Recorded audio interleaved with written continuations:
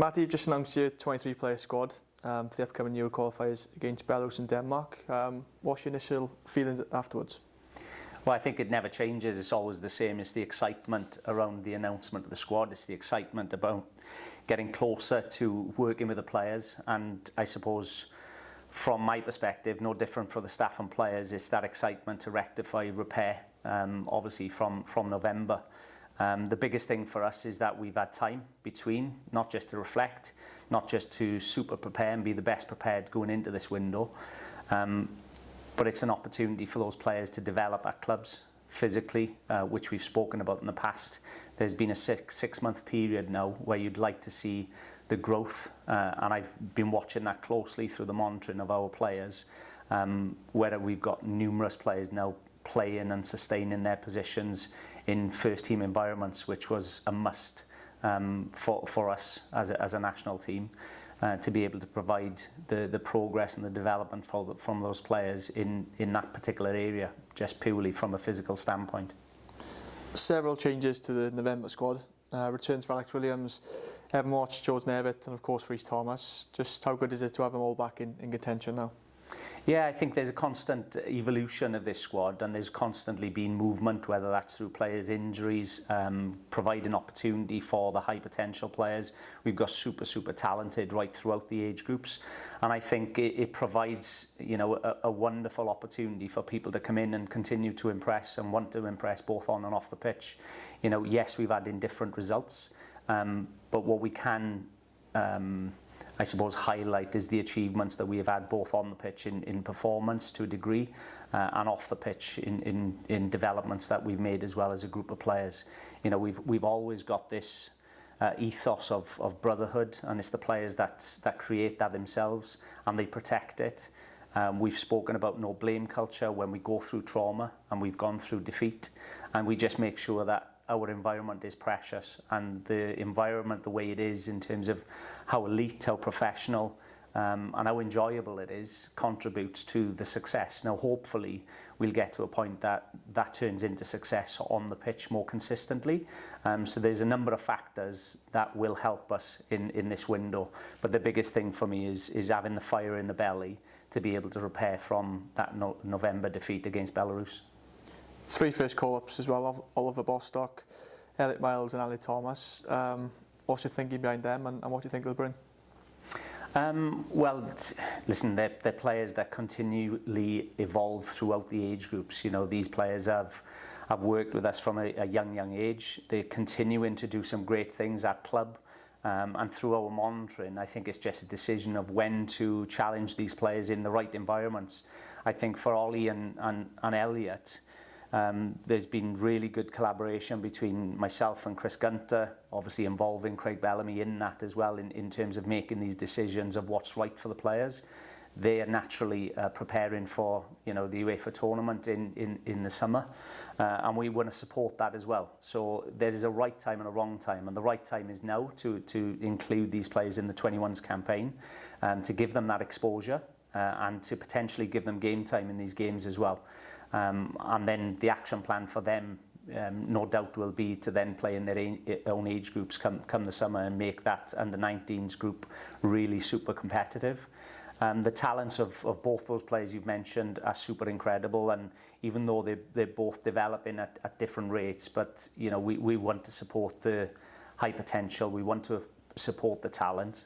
And someone like Ollie, who's having great reports from his training standards, how he conducts himself, how he's impressed numerous managers there at West Brom, you know, and there's no surprise that he's now featuring a little bit more, whether that be off the bench. I know he's had his championship start, he's achieving some great things, and we want to continue to sort of take advantage of that momentum and the strides that he's having right now. And someone like Elliot, again, an incredibly offensive, talented player who excites. He really does get you on the edge of your seat, and you know, of course, there are areas to develop for all players, and we look forward to just working with these boys closely to help them in their pathway. 2 tough games coming up in this window, starting with Belarus once again. What learnings can you take from the November camp now, and in particular the result? Well, I definitely think, and you know, from our perspective, it's making sure that we're adhering to the game plan firstly and foremost. You know, there's a lot of investment, there's a lot of resource that we put in many weeks before camp. So it's making sure that we're disciplined when it comes to finding our solutions. We've done many case studies in terms of areas that we can expose the weaknesses of Belarus. And that's exciting. I think at any level of football you play, there's always strengths and weaknesses to an opponent. And I think the key is to try and expose their weaknesses and take advantage of them. That's something we didn't do. We weren't clinical enough. We had opportunities early in the game against Belarus. And then as the game grew, we found it hard to break them down. They defended for their lives and made it really difficult.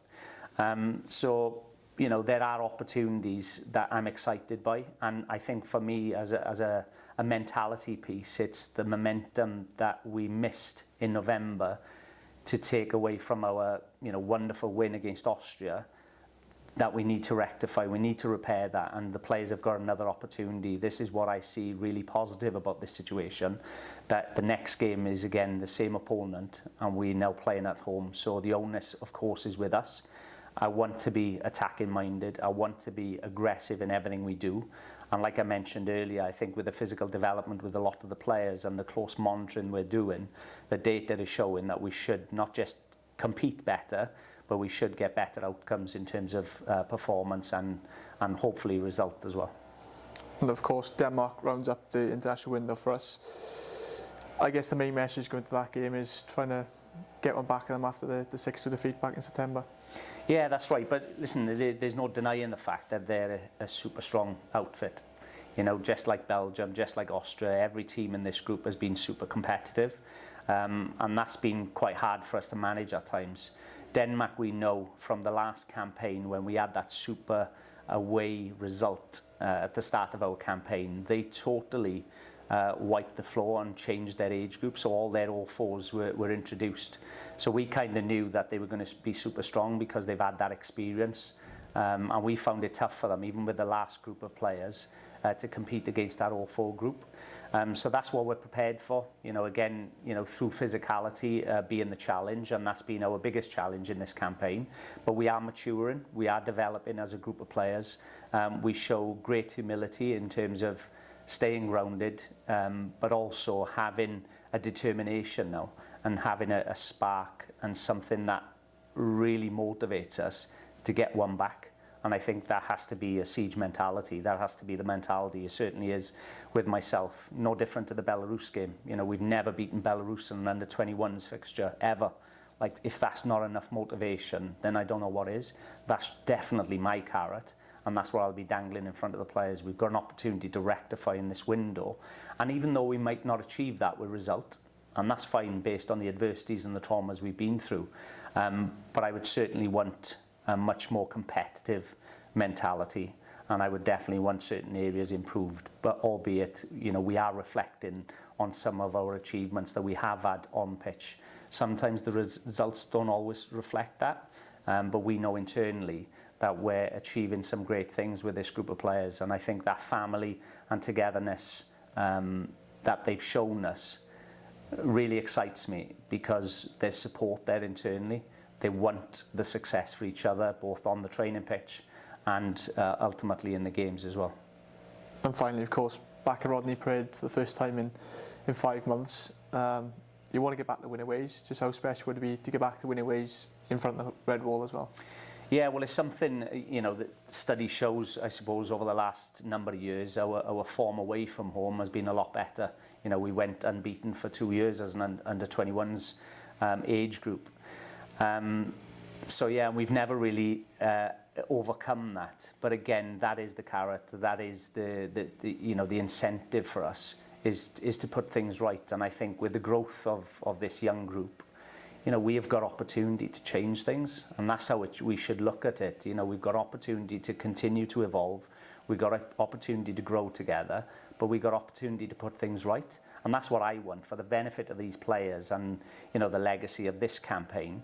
I want to look back thinking that, yes, it was a tough start. It was always going to be. There were challenges that we faced, but we overcame that. Now we've got four games to rectify that. We're only halfway and midway through this campaign.